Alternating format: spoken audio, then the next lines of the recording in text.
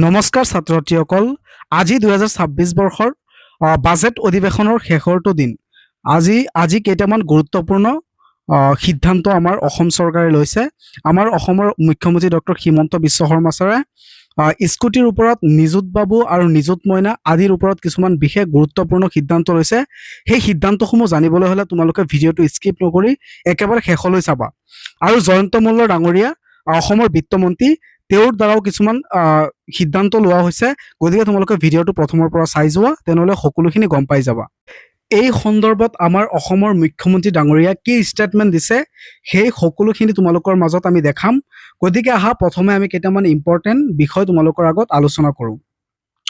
যে 2026 বৰ্ষ যিহেতু এইবাৰ পৰীক্ষাৰ আগতে ঘোষণা কৰা নাই যে HS স্কুটি এইবাৰ নিদিয়ে, সেইকাৰণে এইবাৰ তোমালোকৰ কপাল ভাল, যিসকলে HS ছেকেণ্ড ইয়াৰ তোমালোকে দিবা, তোমালোকৰ কপাল এইবাৰ ভাল যে তোমালোকে HS স্কুটি অৰ্থাৎ 80% লাভ কৰিলে তোমালোকে 2026 বৰ্ষত স্কুটি পাই যাবা।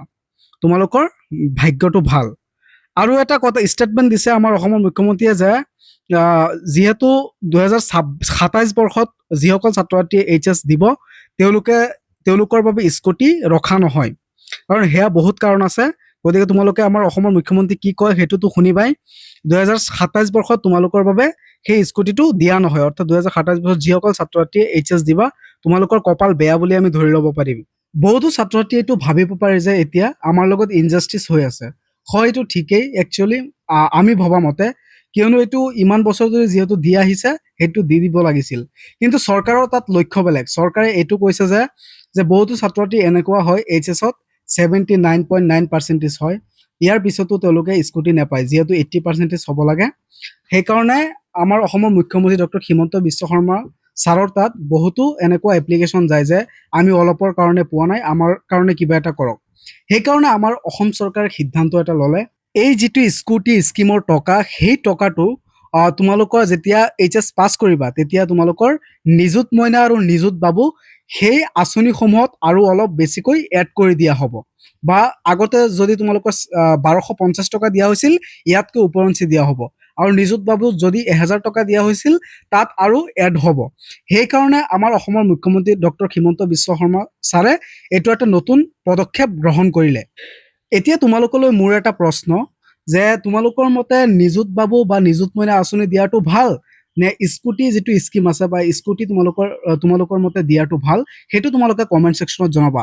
আৰু এতিয়া আহা এই সন্দৰ্ভত আমাৰ অসমৰ মুখ্যমন্ত্ৰী ডক্টৰ হিমন্ত বিশ্ব শৰ্মা ছাৰে কি ক'লে সেই গোটেইখিনি তোমালোকে এতিয়া চোৱা।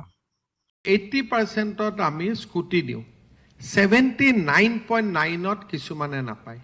চিঠি লিখি থাকে, দুখ কৰি থাকে, 79.8ত নাপায়।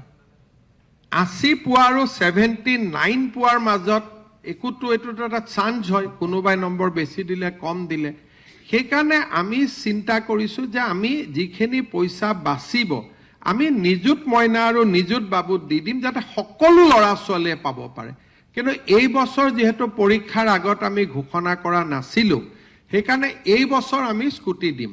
এই বছৰ কোনো কথা নাই, কাৰণ এই বছৰটো পৰীক্ষাৰ আগত আমি কাকো কোৱা নাই। গতিকে এই বছৰ যদি আমি বন্ধ কৰি দিওঁ, ল'ৰা ছোৱালীখিনিয়ে মনত দুখ পাব। কিন্তু আমি যেতিয়াই মই তৌৰত যাওঁ, মোক আহি কয় মামা 1 নম্বৰৰ কাৰণে স্কুটিখন নাপালোঁ, 5 নম্বৰৰ কাৰণে স্কুটিখন নাপালোঁ, কোনোবাই কয় যে আধা নম্বৰৰ কাৰণে নাপালোঁ। সেইকাৰণে আমি কৈছোঁ যে নহয়, আমি এনেকুৱা এটা ছিষ্টেম কৰোঁ যাতে প্ৰতিগৰাকী মামাৰ ভাগি নাপায়। সেইকাৰণে এইবাৰ আমি কৰিছোঁ যে আমি ইউনিভাৰ্চেলি নিযুত মইনা আৰু নিযুত বাবু দিব খুজিছোঁ। যি 200 কোটি টকা 100 কোটি টকা বাচিব, আমি নিযুত মইনাটো বঢ়াই দিম বা নিযুত বাবুটো বঢ়াই দিম। সেইটো হৈছে আমাৰ লক্ষ্য। আৰু বহুত একাডেমিচিয়ানেও আমাক পৰামৰ্শ দিছে যে আজিকালি 80% কোনোবা চেণ্টাৰত কোনোবা বহি এজন লিবাৰেল পৰীক্ষাৰ্থীয়ে চালে, তেওঁ 80 দিলে, ক'ৰবাত এজন ষ্ট্ৰিক্ট এক্সামিনাৰে দিলে, তেওঁ 79 দিলে। 1 নম্বৰৰ কাৰণে এজন ছোৱালী বা এগৰাকী ল'ৰাৰ মনটো বেয়া হৈ যায়। কাৰণে চৰকাৰে যি দিয়ে এনেকৈ দিয়ক যাতে প্ৰতিগৰাকী ষ্টুডেণ্টে পায়, 3rd ডিভিজনেও পায়, 1st ডিভিজনেও পায়। সেইকাৰণে আমি কৈছোঁ আমি টকাটো ছেভিংছ নকৰোঁ, আমি টকাটো নিযুত মইনা আৰু নিযুত বাবুত আমি দি দিম। ইতিমধ্যে তোমালোকে শুনিলা যে আমাৰ অসমৰ মুখ্যমন্ত্ৰী ডক্টৰ হিমন্ত বিশ্ব শৰ্মা ডাঙৰীয়া কি ক'লে, কি মন্তব্য দিলে। আৰু এটা তোমালোকৰ জাননী যে অক্টোবৰ মাহৰ পৰা আৰম্ভ হ'ব নিযুত মইনা আঁচনি, নিযুত বাবু আঁচনি। আগষ্ট মাহৰ পৰা আৰম্ভ হ'ব আবেদন প্ৰক্ৰিয়া। তো এইখিনি আছিল আজিৰ ভিডিঅ'ৰ মূল বিষয়বস্তু। ভিডিঅ'টো তোমালোকৰ কেনেকুৱা লাগিল? ভাল লাগিলে লাইক, কমেণ্ট আৰু বন্ধুবৰ্গলৈ শ্বেয়াৰ কৰি দিবা। ধন্যবাদ।